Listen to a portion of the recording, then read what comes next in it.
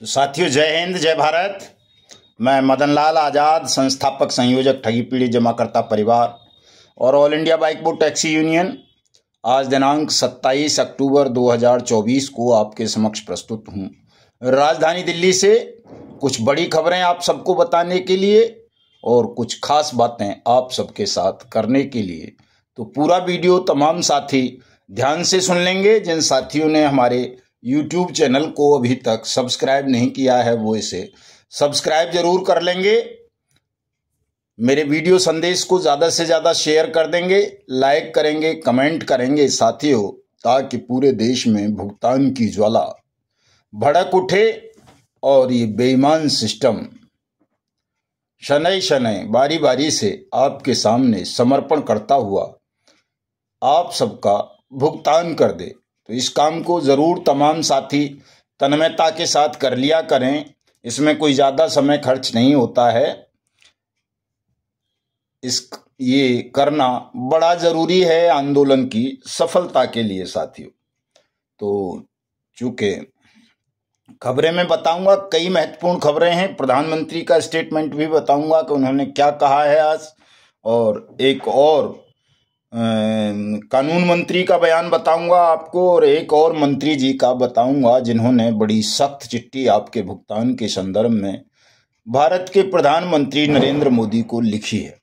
और खबरें भी बताऊंगा, तो जुड़े रहिए मेरे साथ। स्वागत है आप सबका। लेकिन साथियों, चूंकि मैं कल बता नहीं पाया था, जैसा कि मैं हमेशा बोल रहा हूं आजकल, कि ये राष्ट्रव्यापी आंदोलन है हमारा, असहयोग आंदोलन, और 15 नवंबर को एक बड़ी पदयात्रा हम मुरैना धौलपुर के मध्य बसी बह रही वीर नदी माँ चंबल की गोद से जो हम पदयात्रा आरंभ करने वाले हैं संसद और सांसदों की धुलाई के लिए, उसके लिए एक विशाल धनराशि की ज़रूरत है। और वो धनराशि कोई 1 या 2 या 10 या 20 लोग मिलकर के भी पूरी नहीं कर सकते। तो उसमें हमें देश के अपने तमाम साथियों का आर्थिक सहयोग चाहिए। जिन साथियों ने कल और परसों आर्थिक सहयोग किया है, मैं आज उनके नाम बता देना चाहता हूं, क्योंकि कल मैं उनका धन्यवाद ज्ञापित नहीं कर सका था, तो सबसे पहले वही बताऊंगा आज।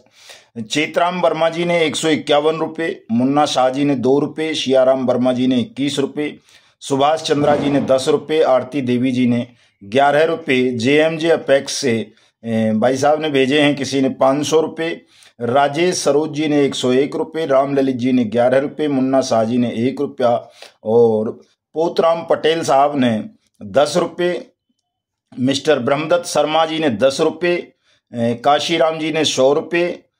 ये भिंड से हैं। भिंड वाले साथियों का ज़्यादा दायित्व तो बनता है, भिंड मुरैना ग्वालियर वालों का, कि वो 15 नवंबर पर ज़्यादा से ज़्यादा शारीरिक भी और आर्थिक भी सहयोग करें, चूँकि आप आतिथ्य की भूमिका में होंगे। अयूब हैं आदर्श के लाडनू से 200 रुपये उन्होंने भेजे हैं। JC पाल साहब ने 101 रुपये भेजे हैं। गोविंद विजय जी ने 11 रुपये भेजे हैं।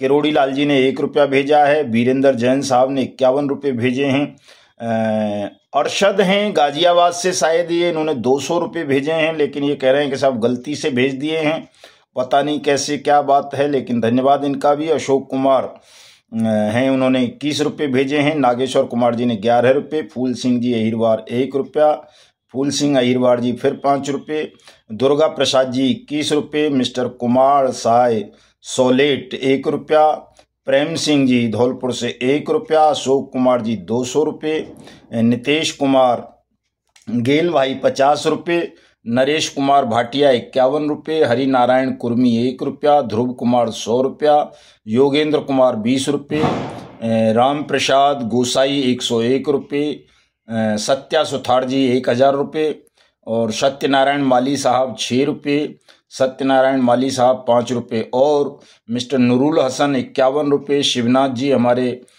सबलगढ़ वाले 11 रुपये, चरण सिंह जी 11 रुपये, वृंदावन प्रजापति जी 11 रुपये, कन्हैया लाल चौधरी साहब 5 रुपये, कृष्णा प्रसाद जी 100 रुपये, राकेश कुमार प्रजापति जी 21 रुपये, कृष्ण कुमार जी 11 रुपये, अशोक यादव जी 10 रुपये, पारस सिंह रावत जी 101 रुपये, विल्फर्ड DSA साहब कर्नाटक से हमारे RMCL के पीड़ित हैं, गीतकार हैं बहुत अच्छे, वो 1000 रुपये भेजते हैं।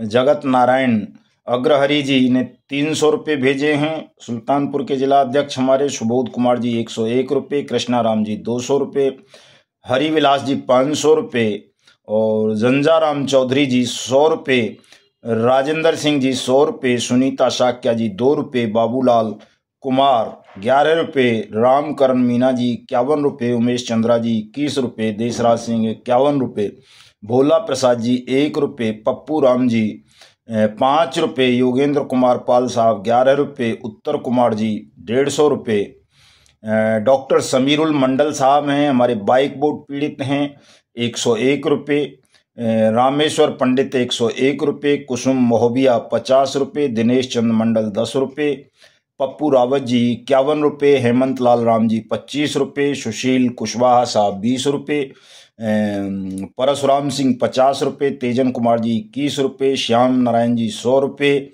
शेषनाथ प्रसाद जी 11 रुपये, राधे श्याम जी 100 रुपये, डॉक्टर यादव सिंह हाथरस से 100 रुपये, जगदीश कुमार जी 500 रुपये, जॉनसन सहाय साहब 200 रुपये, कैलाश साहू जी 500 रुपये, श्यामलाल जी 51 रुपये, हुक्मी राम साहब हिमाचल से 51 रुपये, वीरेंद्र सिंह हमारे मंडल अध्यक्ष अलीगढ़ 4 रुपये, केशव कुमार साहू साहब 101 रुपये साथियों। और इसके अलावा हमारे बाबूदीन प्रजापति जी हैं, बाबादीन प्रजापति जी मौदा हमीरपुर से, उन्होंने 500 रुपये भेजे हैं। और साहब छगन सिंह जी हैं अध्यापक अजमेर से, उन्होंने अपने बच्चे के नाम से भिजवाए थे, तो मैंने उस वक्त भी नाम लिया था। इन्होंने ये 5 अक्टूबर को 1000 रुपये की सहयोग राशि भेजी थी। और गोपाल जी आगरा से 11 रुपये, गुलाब सिंह 21 रुपये, ये तो मैंने बता दिए हैं साथियों। तो आप तमाम साथियों का बहुत बहुत धन्यवाद, आभार कि आपने धन त्याग करके हमको आर्थिक सहयोग दिया इस आंदोलन को मजबूत करने के लिए, राष्ट्रव्यापी बनाने के लिए। आप सबका कोटि कोटि वंदन, अभिनंदन, नमन साथियों।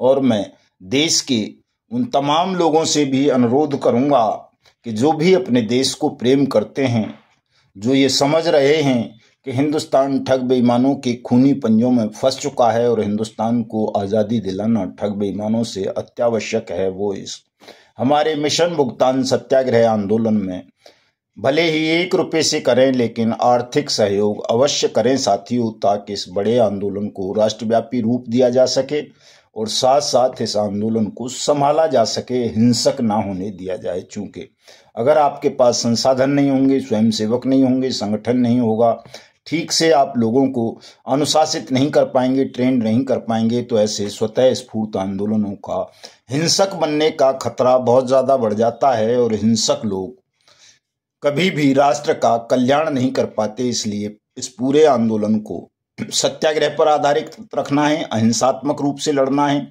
और ये तो निश्चित है कि अहिंसा और सत्य से बड़ा तो हथियार नहीं दुनिया में किसी भी सरकार के पास। तो मोदी सरकार की तो सामर्थ्य ही क्या है कि वो आपके सत्याग्रह को और इस अहिंसात्मक आंदोलन को कुचल पाएगी, दबा पाएगी, या कुछ और कर पाएगी या रोक पाएगी। ये आंदोलन निश्चित रूप से सफल होना है।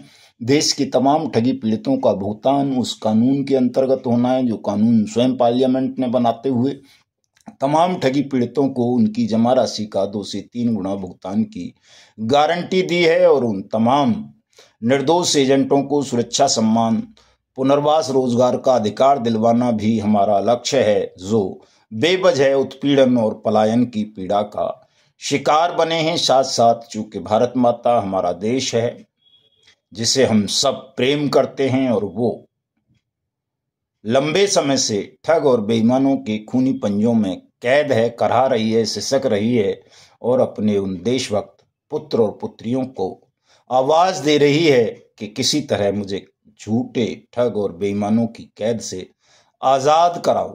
तो हम ये पुकार सुन पा रहे हैं भारत माता की, और भारत माता को आजादी दिलाने के लिए साथियों हमने शपथ ली है, संकल्प लिया है। वो कहा है ना कि प्राण जाएं पर वचन न जाई, रघुकुल रीत सदा चले आई। तो भले ही प्राण चले जाएं लेकिन वचन को मिथ्या नहीं होने देंगे। भारत माँ को आजाद करा के ही हम अंतिम श्वास लेंगे साथियों, तो आप भी जुड़िए इस अभिनव ऐतिहासिक राष्ट्रभक्ति से ओतप्रोत आंदोलन से। आप सबका स्वागत है। और अब मैं आपको पहले प्रधानमंत्री का वो बता देता हूं कि प्रधानमंत्री ने आज मन की बात में क्या कहा है। प्रधानमंत्री ने साथियों दो चीज़ों का जिक्र किया जो हमारे इस मिशन से जुड़ी हुई हैं। एक तो डिजिटल अरेस्ट पर प्रधानमंत्री को डर लग गया है कि कहीं किसी दिन उसको भी कोई डिजिटल अरेस्ट ना कर ले, तो डिजिटल अरेस्ट पे आज वो बहुत बोला है और कह रहा है कि अगर कोई फ्रॉड कॉल आए तो रुको, सोचो और एक्शन लो। लेकिन ठगी पीड़ित कहने में आज भी उसके मुंह में दही जम गई है। दूसरा शब्द जो उसने बोला साथियों, वो बोला 15 नवंबर को लेकर के शहीद बिरसा मुंडा की जयंती राष्ट्रीय स्तर पर मनाएगा और उसे ये नहीं पता कि शहीद बिरसा मुंडा देशभक्त क्रांतिकारी थे। उन्होंने देश के लिए अपना सर्वस्व समर्पित कर दिया था। वो तुम्हारी तरह झूठे, लंपट, ठग और बेईमान नहीं थे। तो ऐसे लोग अगर शहीदों का नाम इस्तेमाल करके देश को फिर से छलने का, ठगने का प्रयास करेंगे तो देश को सावधान हो जाना चाहिए साथियों। चूंकि शहीद बिरसा मुंडा की जयंती पर 15 नवंबर से ही हमने चंबल से पदयात्रा करने का ऐलान किया है और प्रधानमंत्री को दिख रहा होगा स्वप्न में भी, नींद में भी, कि शहीद बिरसा मुंडा कौन थे। वो पक्के देशभक्त थे। उन्होंने अपने प्राणों की भी परवाह नहीं की थी और वो अंग्रेजों से लड़े थे। इन कालों की तो सामर्थ्य क्या है साथियों। तो तमाम साथी लड़ना, शहीद बिरसा मुंडा याद आ गया है, प्रधानमंत्री को डिजिटल अरेस्ट याद आ गया है, तो बट्स एक्ट 2019 भी जल्दी याद आ जाएगा और याद नहीं आएगा तो समझ लेना कि कुछ ऐसा होने वाला है हिंदुस्तान में जिसकी कल्पना हिंदुस्तान के शासकों ने कभी नहीं की होगी कि हिंदुस्तान इतना जागरूक, एकजुट और संगठित हो जाएगा कि वो अपने बेईमान शासकों को सत्ता की कुर्सियों से उठाकर फेंक देगा। तो इस बात को ध्यान रखना। और तमाम लोग, मैंने भी आज प्रधानमंत्री को एक ट्वीट किया था, आप सब भी ट्वीट करें कि आज 76 दिन हो गए हैं हमारे अनिश्चितकालीन असहयोग आंदोलन को और इस पर सरकार ने कोई संज्ञान नहीं लिया है। दूसरी खबर साथियों, कर्नाटक के कानून मंत्री हैं HK पाटिल साहब। उन्होंने अपने प्रेस से बात करते हुए चिट फंड पर ये बोला है। 200 से 300 विक्टिम्स हैं सर, करोड़ों रुपए ये कर दिए सर। 2019 बट सेट के हिसाब से उनका पैसा वापस मिलना चाहिए सर, वो आज तक नहीं मिला सर। देखो, हमारा बड्स एक्ट जो है उसका बहुत सही इस्तेमाल होना चाहिए। अभी ये चिट फंड्स के नाम पे जो लोगों का शोषण हो रहा है, इसके लिए सरकार बहुत गंभीरता से कदम उठाएंगे और एक वर्ष में कुछ तो कुछ पॉजिटिव एक्शंस लेंगे। सर आप इधर में एक महीने से बड़े तो एक साल में कानून मंत्री इसी साल में बात कर रहे हैं, वादा कर रहे हैं जनता से कि वो इसी वर्ष बट्स एक्ट 2019 को इम्प्लीमेंट करा के ठगी पीड़ितों को, जो भी चिट फंड का शिकार हुए हैं, उन सबको राहत दिलाएंगे साथियों। इसी तरह का, इससे भी कहीं ज़्यादा सख्त, बल्कि मैं कहता हूं कि ऐसा ही पत्र प्रत्येक देशभक्त मंत्री, सांसद और विधायक को प्रधानमंत्री को लिखना चाहिए। ये मंत्री जी हैं छत्तीसगढ़ के और उन्होंने, अरे कहाँ भाग गया मंत्री जी का पत्र भाइयों। मंत्री जी ने एक बहुत सख्त पत्र साथियों प्रधानमंत्री के नाम लिखा है और उनसे कहा है कि अति शीघ्र आप देश के ठगी पीड़ितों का भुगतान बट्स एक्ट के अंतर्गत कर दें। चूँकि मुझे ठगी पीड़ित जमाकर्ता परिवार तपजप के पदाधिकारियों ने और साथियों ने एक ज्ञापन आपके नाम सौंपा है और मैं इस ज्ञापन को आपके पास उचित कार्रवाई के लिए भेज रहा हूं। बड़ा सख्त पत्र है, काफ़ी लंबा पत्र है साथियों। मैं शॉर्ट में आपको बता रहा हूं। मैंने वो पत्र कई सारे ग्रुप्स में शेयर किया है। आज उसको मैं फेसबुक पर भी लगा रहा हूं, आप वहां जाकर के पढ़ लेना। ये आपके लिए साथियों बड़ी खुशखबरी की बात है कि यदि मिनिस्टर प्रधानमंत्री को वर्ड्स एक्ट 2019 के अंतर्गत ठगी पीड़ितों का भुगतान करने के लिए इसी तरह पत्र लिखेंगे तो बहुत जल्दी आपकी न्यायपूर्ण मांग की पूर्ति हो जाएगी। फिर साहस नहीं बचेगा प्रधानमंत्री में कि वो अपनी आपकी मांग को अनसुनी कर सके या आपके आंदोलन की उपेक्षा कर सके। वैसे तो साथियों में बड़ा जोश है, ये जनशक्ति मल्टी स्टेट से जुड़ा मामला है। आपने ग्रुप्स में पढ़ी होगी खबर कि जो इसके मालिकान थे किसी वकील के चैम्बर में बैठे हुए थे, वहीं जाकर के हमारे साथियों ने देहरादून में वकील के चैम्बर में ही घेराव कर दिया और ये मामला भी उत्तराखंड में वर्ड्स एक्ट कोर्ट में चल रहा है। तो वर्ड्स एक्ट पर धीरे धीरे कार्रवाई साथियों आगे बढ़ती जा रही है और ये भी एक आदेश है। देखिए, तहसील स्तर का आदेश है, तहसील स्तर पर भुगतान पटलों की स्थापना की जाए। ये मध्य प्रदेश के जिला कलेक्टर सिंगरौली का आदेश है। मध्य प्रदेश में चूंकि साथी बहुत दुखी हैं, पीड़ित हैं, उनको ऐसा नहीं करना चाहिए। दुखी पीड़ित होने की बजाय उनको साहस के साथ इस आंदोलन में सम्मिलित होना चाहिए और इस पूरे बेईमान सिस्टम के खिलाफ लड़ाई लड़नी चाहिए। साथियों ये हमारे जिला अध्यक्ष बुलंदशहर हैं बच्चू सिंह बालियान साहब, जो ज्ञापन आप लोग दे रहे हो देश भर में, उस ज्ञापन पर ही उनको बयान के लिए बुलाया गया था। मैं ये बयान भी आज उनका फेसबुक पर लगा रहा हूं और 9 बजे तो मैं लाइव आ ही रहा हूं। आप सबको भी बच्चू सिंह बालियान साहब का अनुसरण करते हुए इसी प्रकार के बयान अपने दर्ज कराने हैं। आप सबको भी एसपी या सीओ स्टेटमेंट रिकॉर्ड करने के लिए बुलाएंगे कि आप जो ज्ञापन दे रहे हो, मांगे कर रहे हो, वो आखिर हैं क्या। तो ये शासन तक जाएंगी और ये बहुत लंबा बयान है, पढ़ के नहीं सुनाऊंगा मैं इसको, चूंकि वीडियो बड़ा बन जाएगा। आप इसको फेसबुक पे देख लेना, बहुत बेहतरीन बयान है। आप सबको भी इस बयान को याद कर लेना चाहिए और ऐसे ही अपने बयान दर्ज कराने हैं। हमारे मथुरा के साथी आज सांसद वहाँ से जो सांसद हैं और फिल्म नेत्री हैं हेमा मालिनी जी, उनसे मुलाकात की है, उनको ज्ञापन दिया है। हेमा मालिनी जी ने वित्त मंत्री निर्मला सीतारमण को पत्र लिखा है आप सबके भुगतान के लिए और ऐसे पत्र देश भर से रोजाना बहुत जा रहे हैं साथियों। अब प्रधानमंत्री को, राज्यों के चीफ मिनिस्टर्स को और फाइनेंस मिनिस्टर को, और जल्दी ही आपके भुगतान की संभावना है।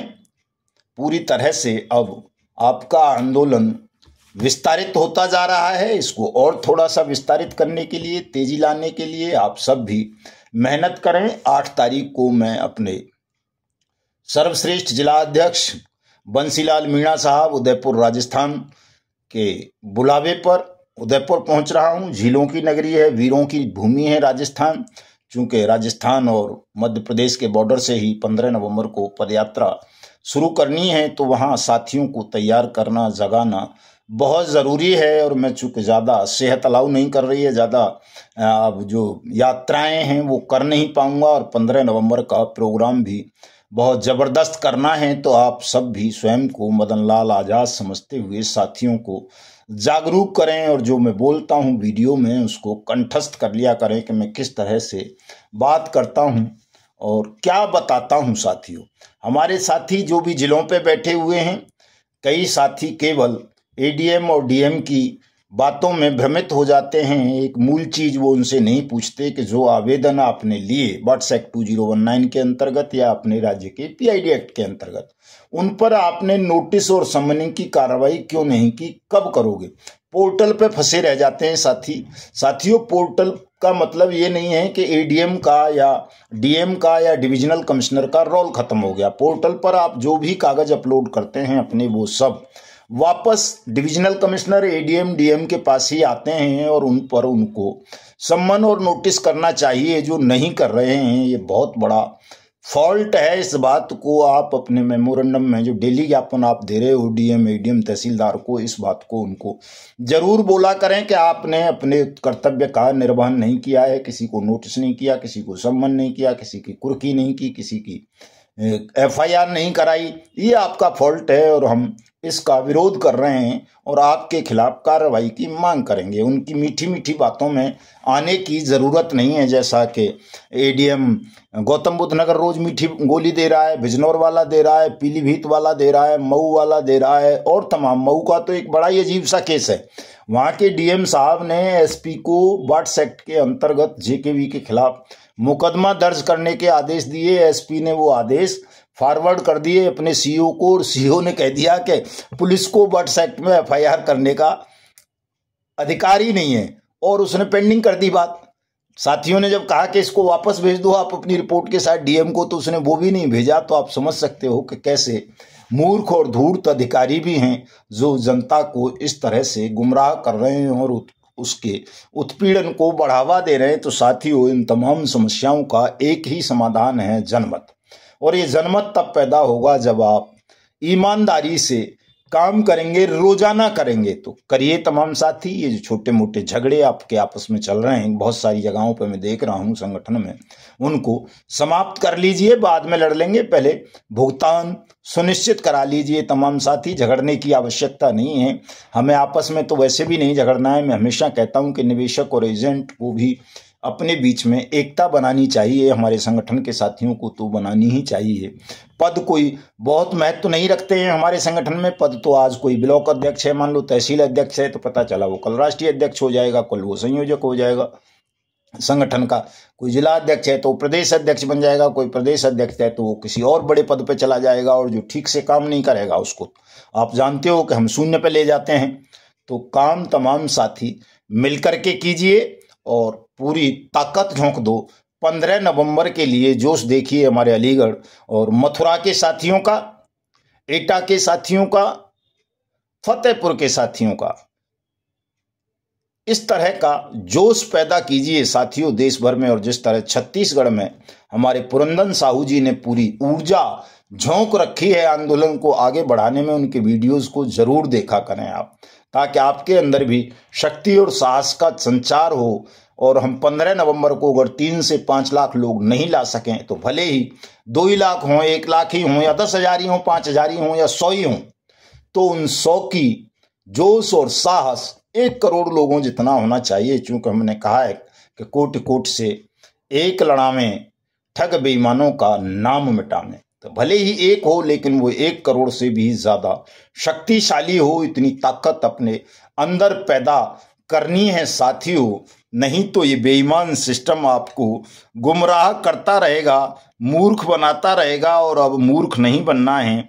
इन धूर्तों को, मूर्खों को, बेईमानों को, ठगों को आपको साथियों अब मुंह तोड़ जवाब देने का समय आ गया है। तो जल्दी से जल्दी इस काम को करें। और एक और मैंने 2 लाइन कही थी एक दिन, लाख लाख से एक लड़ेगो नारायण को है वरदान, ठग बेईमानों का अंत करेंगे, मुक्त करेंगे हिंदुस्तान। तो साथियों इस नारे को बुलंद कर दो, ठग बेईमानों भारत छोड़ो, भुगतान करो या सत्ता छोड़ो। इस नारे में जितनी ताकत आप लगा दोगे उतनी जल्दी आप सबका भुगतान तय हो जाएगा। और आपके भुगतान के लिए जिस तरह छत्तीसगढ़ के मंत्री सामने आए हैं, कर्नाटक के मिनिस्टर सामने आए हैं, देश के कई सांसद सामने आए हैं, उसी तरह देश का प्रत्येक वो व्यक्ति आपके साथ खड़ा होगा, आपके पक्ष में खड़ा होगा, जिसके अंदर अंश मात्र भी देशभक्ति शेष होगी। चूंकि आपसे बड़ा देशभक्त इस समय हिंदुस्तान में कोई नहीं है। केवल अगर कोई देशभक्त है और वो दिख रहा है लड़ता हुआ बेईमानों से, अन्याय से, तो वो तपजपधारी हैं। तो तपजपधारियों की सहायता जब स्वयं नारायण कर रहे हैं तो वो देशभक्त भी, छुपे हुए देशभक्त भी अवश्य करेंगे, जो प्रधानमंत्री या गृह मंत्री या किसी राज्य के चीफ मिनिस्टर के भय से अपनी जुबान नहीं खोल पा रहे। चूंकि जब आप ताकत में होंगे तो मुर्दों में भी जान आ जाएगी। तो मिलता हूं रात को 9 बजे फेसबुक लाइव पर। मदनलाल आजाद के नाम से मेरी आईडी है, तमाम साथी उसको फॉलो कर लेंगे। जय हिंद, जय भारत।